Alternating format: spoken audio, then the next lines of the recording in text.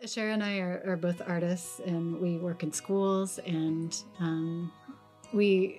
it's just such a pleasure to get to work with kids and to hear their wisdom and their joy, and to be around that. And we had been talking about how it was important to share that experience with the world, and so we were brainstorming on how we could do something that really thinks about compassion and empathy for ourselves, and looking at how we could translate that to elementary school. How can art be a conversation that we have, or an experience that we can have, rather than a two-dimensional piece hung on a wall.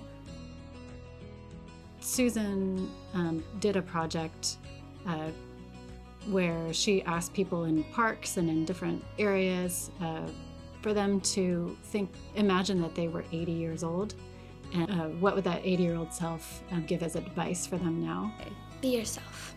Sometimes people can be someone they're not, and it's hard for them to be someone they're not, so just be yourself. Don't be someone you're not, just be who you are, because some people try and be someone they're not, and it could end up hurting someone else's feelings. And listening to the kids, I think it's testament to the power of children and their wisdom and their joy and their humor, and their observations of the world is something we need to pay attention to. Yeah. I just think that we're all carrying around hurts from our past, and we're kind of trudging through life, and even if it looks like someone has it all together, they might be really hurting inside.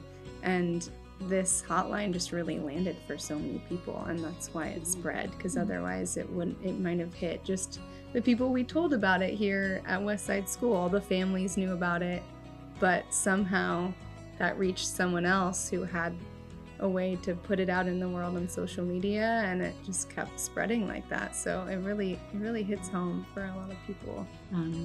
I would tell a story about the fourth grade teacher. Right after this launched and went viral, she said, "I can't even tell you the incredible timing of this project. Just 2 weeks ago, I asked my fourth grade class, do you think that kids can have a significant impact on the world?" And they all said no. And she said, "Boy, have we proven them wrong."